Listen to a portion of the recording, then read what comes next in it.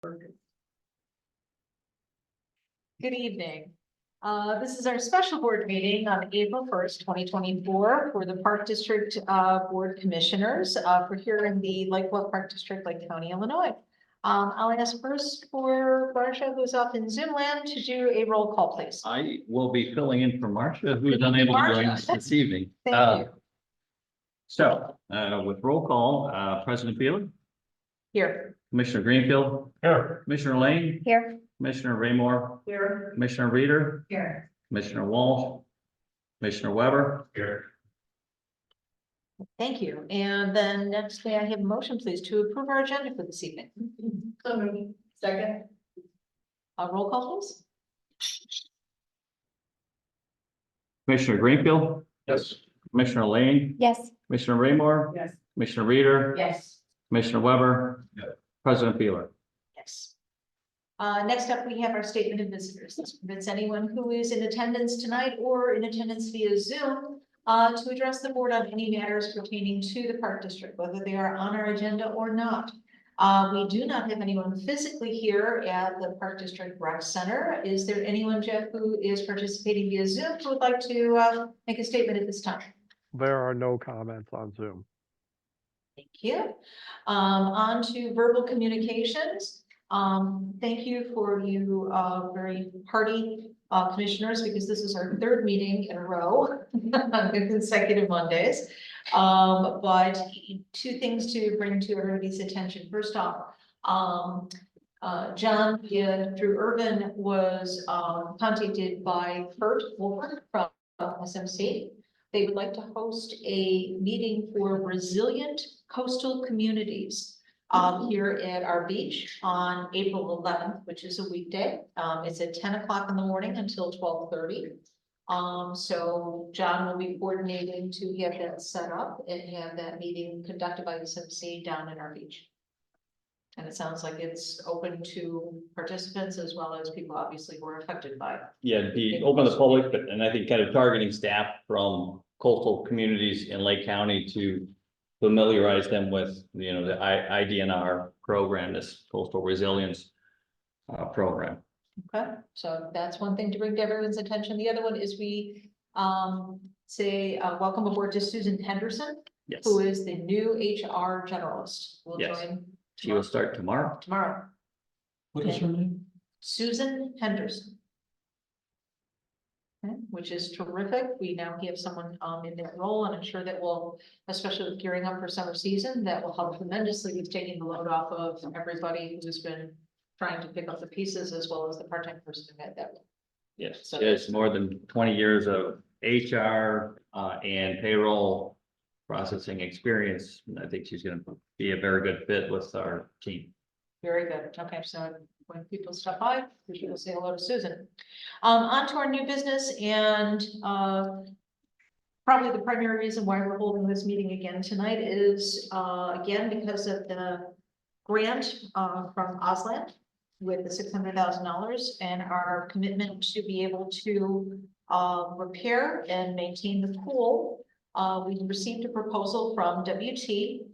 We looked at it at our last board meeting, but we wanted to bring it to tonight's board meeting so everyone had the opportunity to review it. Even to bring this tonight to make comments, ask questions, whatever we need to do, because this would give us the ability to start work in 2024. So that our full renovations could be done by 2025. So with that, I will open it up to the commissioners to see if there's any questions, if people had comments. I would just add that I did also hand out a letter that's or a memo that's at your spot. It's not in the packet, it was just written today. We'll update the packet online to include the memo. So it does go with the proposal. It outlines a little bit what was done in the past, the grant that was received, and then what's proposed with this project.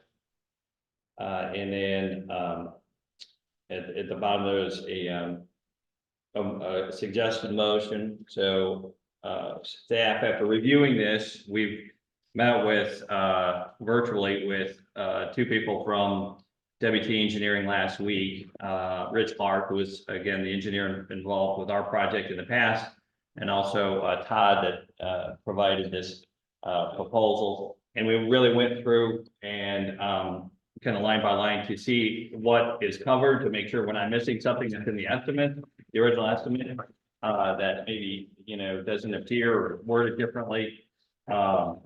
And so we actually both Deputy Director Latham and Maintenance Manager Gillard joined me in that call. We had a fairly long call with them last week, and we were much more comfortable after, you know, kind of walking through the proposal and looking and comparing to the estimate and answering our questions.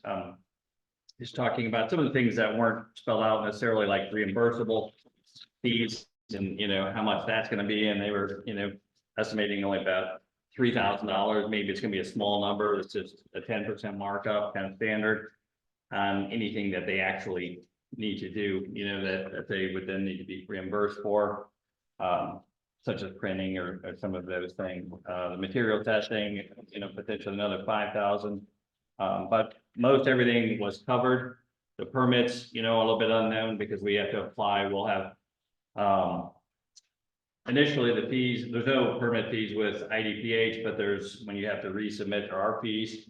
So that you won't know until a bit further down. And same with the village. They typically will waive our permit fees unless they have to do any sort of outside review that would incur some sort of cost, and we would pay for that. But after spending some time walking through the proposal with those two from WT Engineering, and just based on the fact that, you know, I've worked with them in the past to build a new pool using WT Engineering 2006 and 2007, and had a very good experience. They worked on the pool work here, the project in 2015, as I noted in my memo.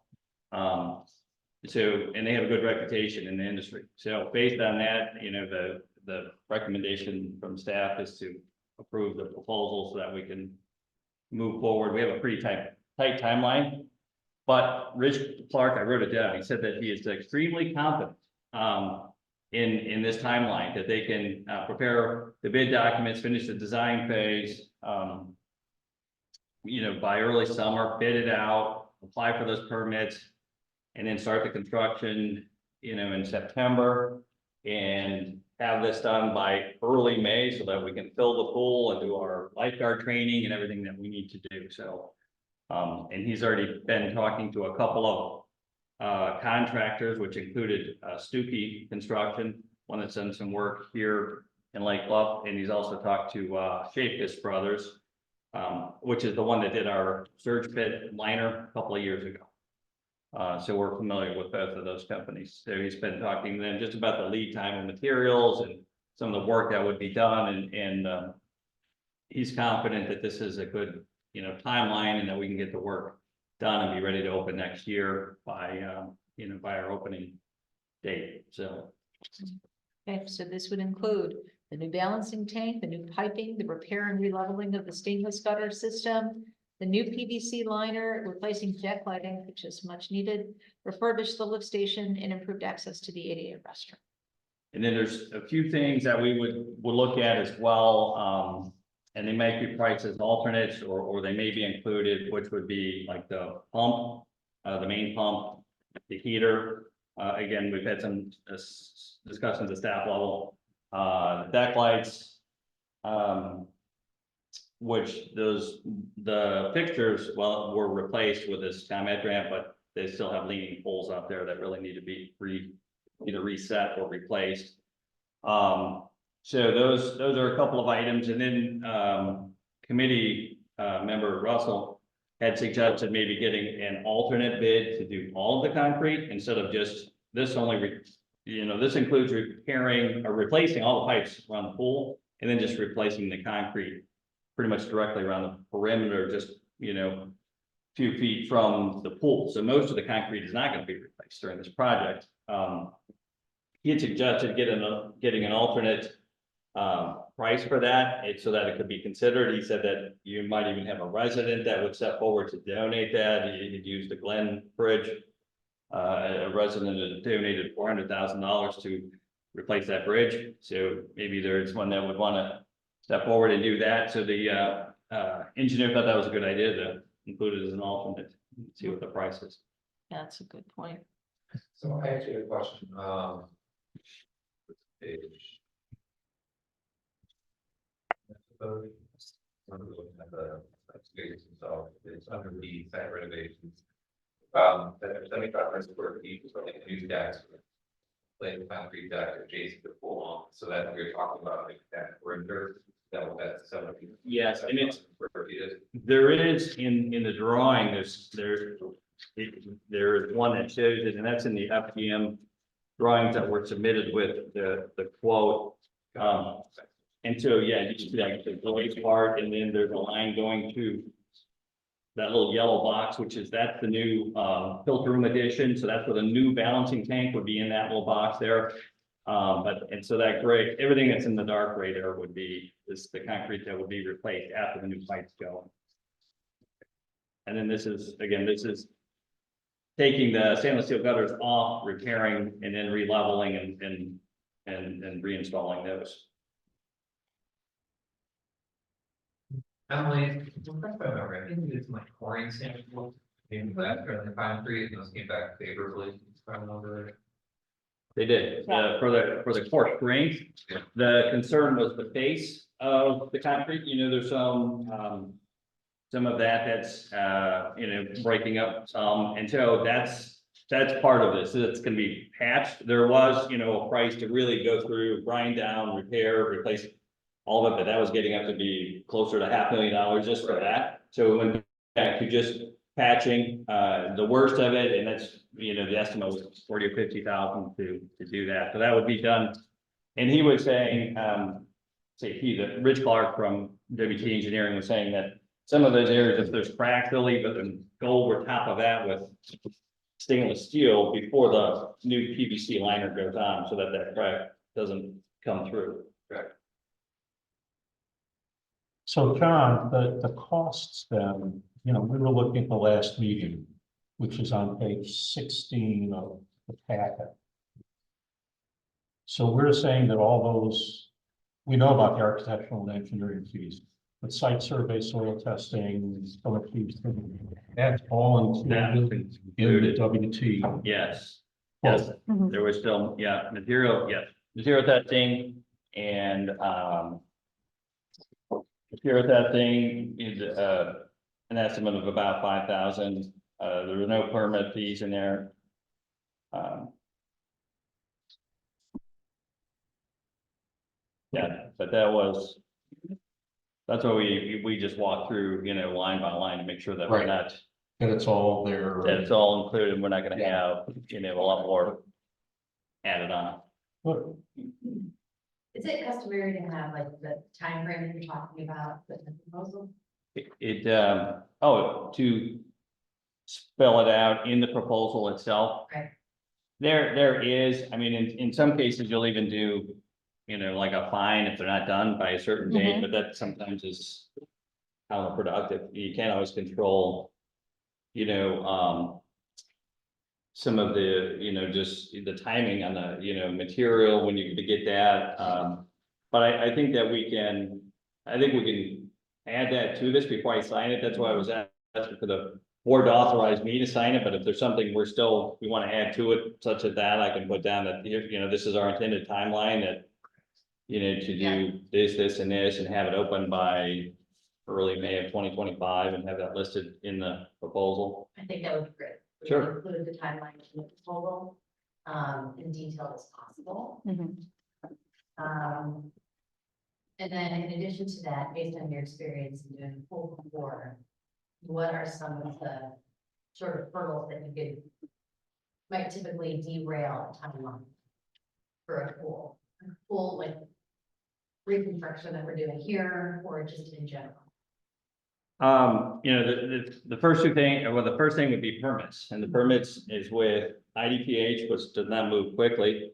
They have a new director, so they're saying that everything is really being looked at, scrutinized and looked at more closely. It used to run about 8 weeks, now it's running a little bit closer to 12 weeks for that process with IDPH.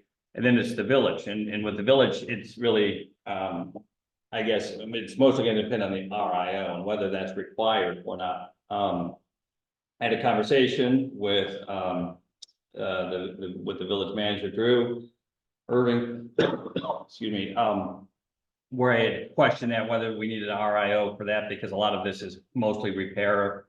And some, you know, with the one addition there, but no new real water amenities or any changes like that, changes of use. He asked if I could send over the material so they could consider whether that needed to go through the RIO. I sent the material. He sent a note back that he thought it did need to go through the RIO. So I think I would go back and request that we do, you know, an RIO like the pickleball, that would be narrowly focused on the pool, not all of Blair Park, but just the pool itself. And so that would hopefully not be more than about a 60-day process with that. But so that's the first thing that you have to worry about, see, is that the timing of the permits. To go out to, you know, I think the design phase and construction documents is not going to be a problem. To go out to bid, depends on how busy the market is. Are there a lot of others, you know, that are building pools, as the industry, you know, is busy or not? But, you know, again, according to the engineer, he said this is a pretty straightforward project and it's not really complicated. So he thinks we'll get some interest on that. And so then the next worry would be the lead time on material, because some of it can take, you know, weeks or months. And then when you open up the ground, it's unseen conditions, you know, what's under there. You know, and have things washed out from leaks and, you know, what needs to be repaired. But so there are some things that you know, that can come up, but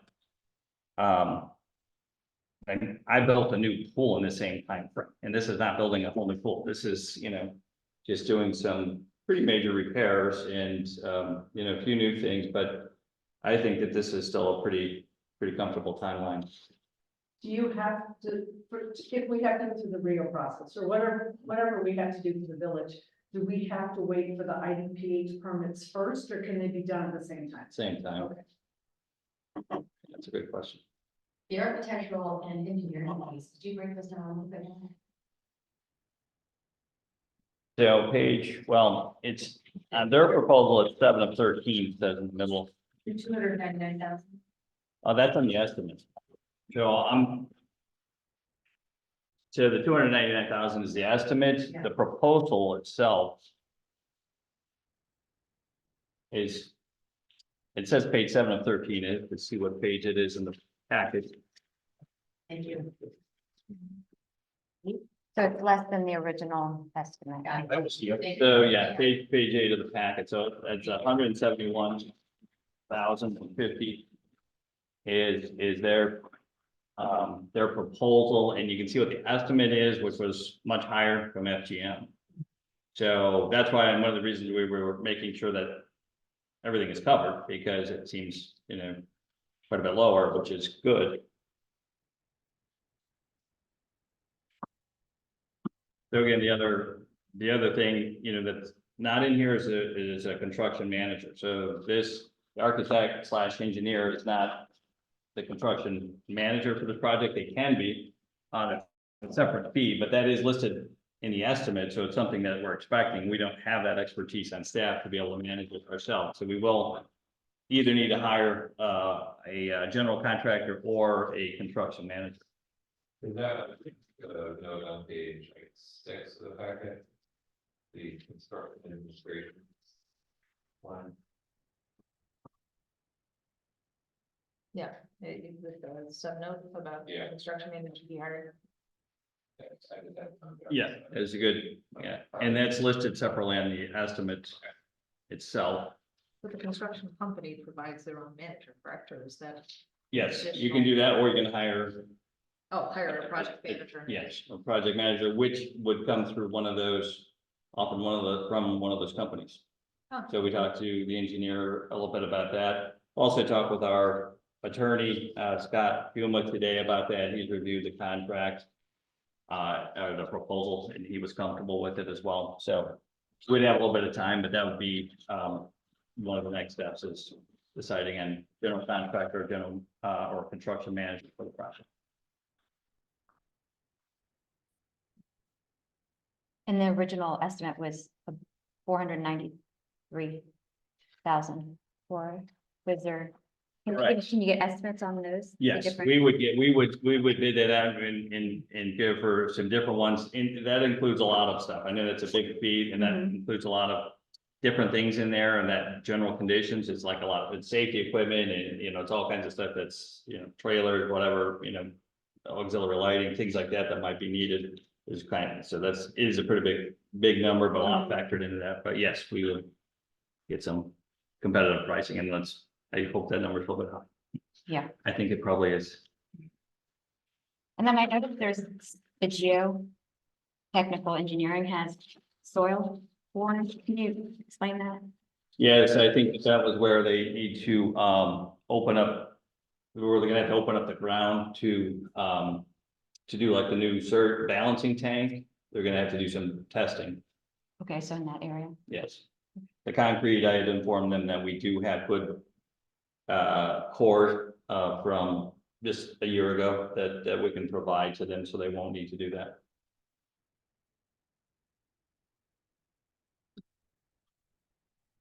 Well, first off, thank you to facilities and programs for really kind of shepherding this through, and thank you to finances for continuing to efforts to say that we can do this and more.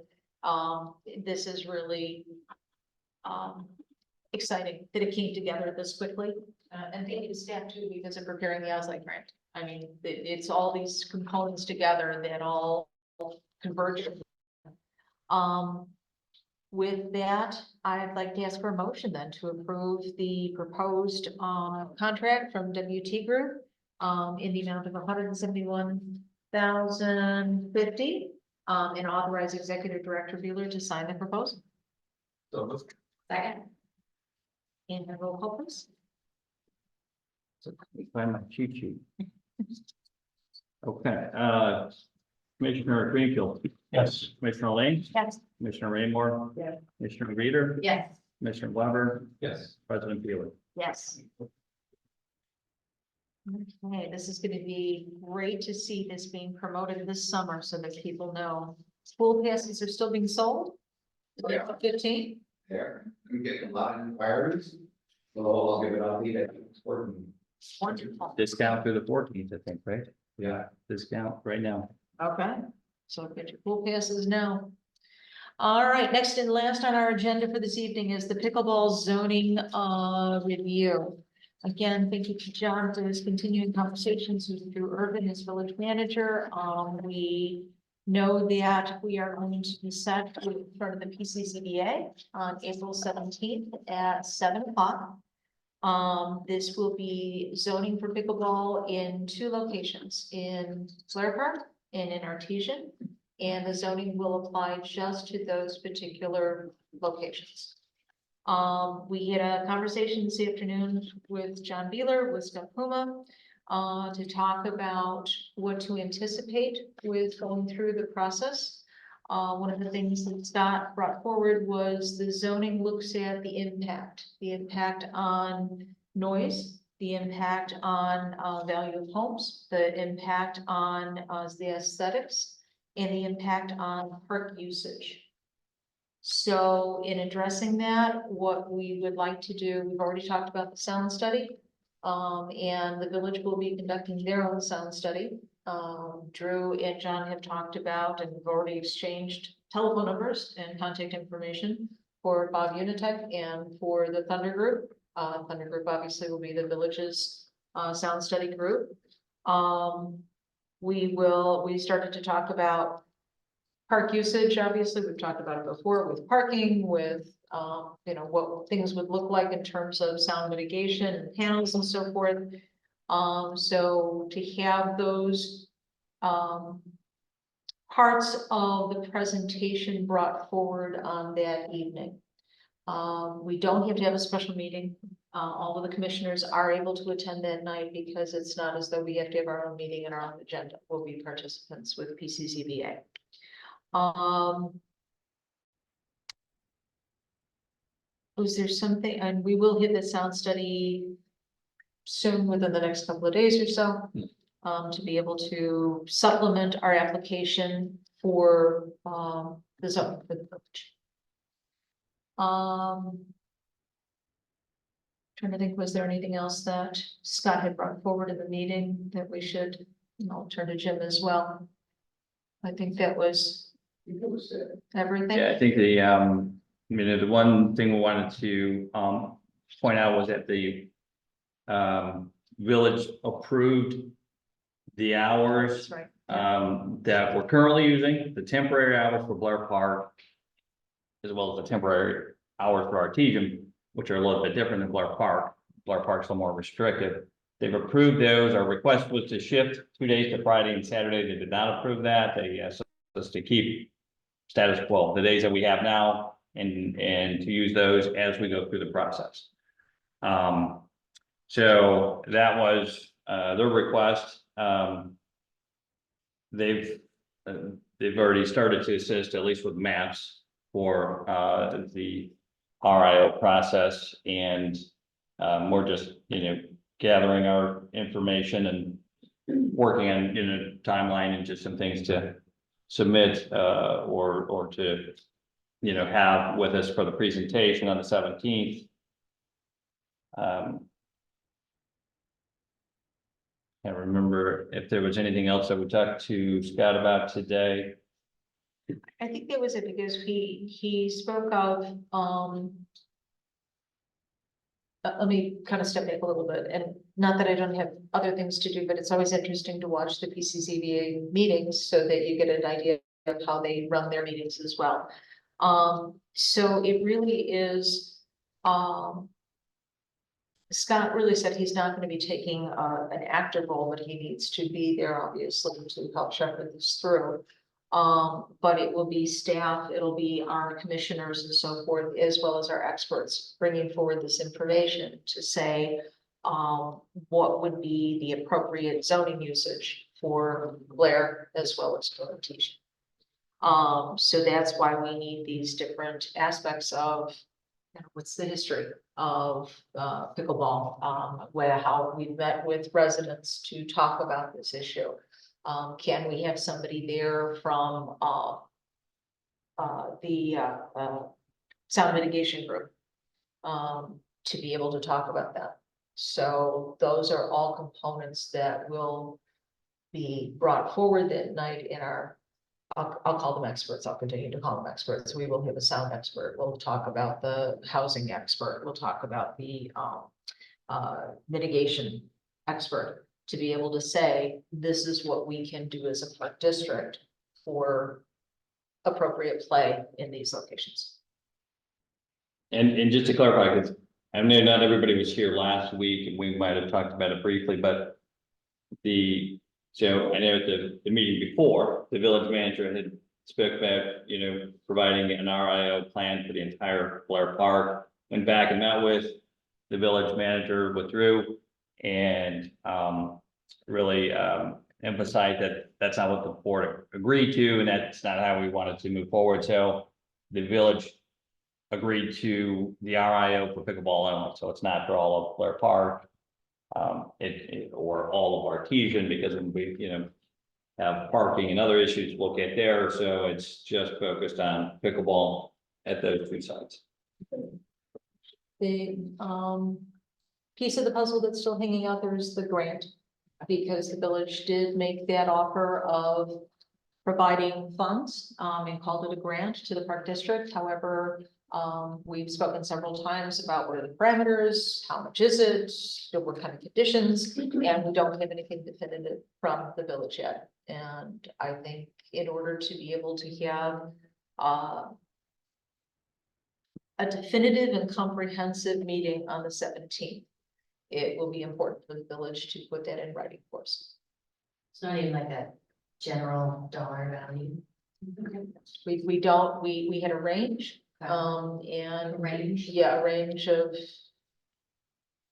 50 to 100,000. In the term construction was used.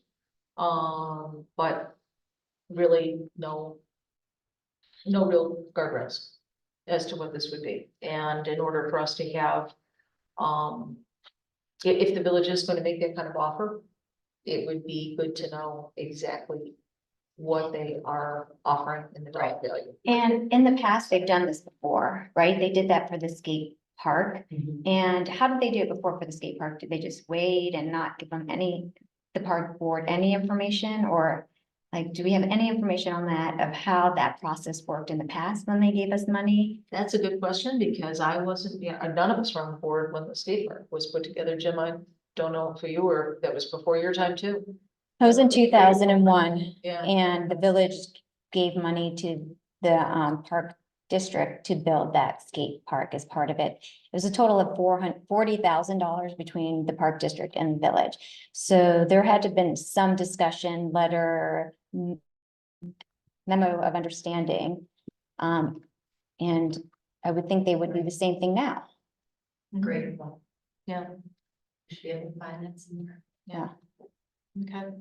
Can we see if we can find that in our archives? Sure. Yeah, that we'll have, if there's, I don't know, just an agreement or letter of understanding or something, we will have that. For the skate park, yeah. No.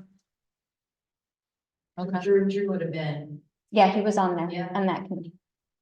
I Yeah. found it like the notes, but I can't find That's interesting. I did no the, idea. Yeah, So Jennifer, at the April 17th meeting then, I mean, will we have a formal presentation? we will.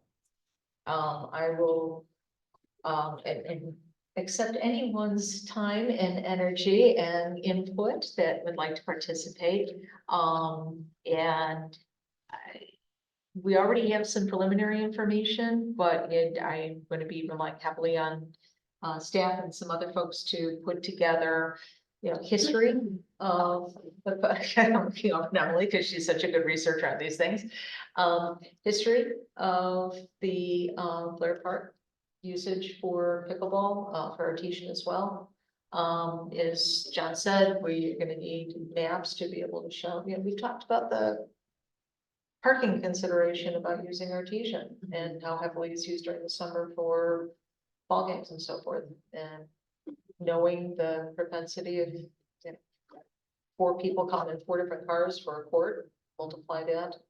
But then also to look at the fact that there's other opportunities around the area to play pickleball. So what do we anticipate financially? What do we anticipate financially for revenue, financially to relocate if we were asked to relocate to another location, all those kinds of things. So yes, we'll be putting together a formal presentation deck, and then each one of our experts will also have their own presentation materials. so will the Bob Unitek will be presenting? They'll be by Zoom, Okay. so we have to coordinate that with the village.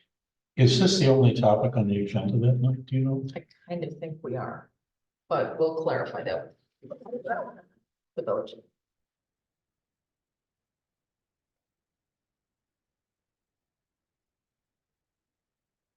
Any thoughts, any questions? No? just more clarity is needed. Yeah, it's gonna be a balancing act, so, to see where this goes. But we'll be updating. We have another board meeting before then, don't we? We do, yes. Okay, all right. So, again, anybody reach out if there's anything further that they have, but, I think Scott Puma gave very good direction this afternoon. And we'll be able to get ready, obviously, before then. So did he say anything about getting an official like memo of understanding for that funding, that grant? Yes, John Okay. will continue to work with Drew and get that information, because it's gotta come. Before the to board us. meeting, as the That, deadline? that would be our Okay, push on that. okay. Before, yeah, yeah. Any sense as to why maybe there isn't more clarity by now? I mean, maybe that's still a question, but. Do you think they're just in the process of? Maybe the strategy? I hope so. Yeah. Yeah, they have to refine and they have to determine, what they're doing, because this is a unique offer that they have, but it's said it's not unprecedented. They, worked with the Park District before to build a structure that's Park District related, the Bobby Ulick, do I have to name? Unitage. No, Bobby Oh, Ulick, wasn't that the Yes. skate park? oh, you're right. Billy. Oh, Billy. Billy Ulick's, Yeah. skate park. So, yeah, they just need to tell us what their intent is. Okay. All right, so having gone through that, last thing is adjournment, and thank you again for everybody for moving forward on the pool. Can I have a motion to adjourn? So moved. Second. And all in favor? Aye. Thank you. This meeting is concluded.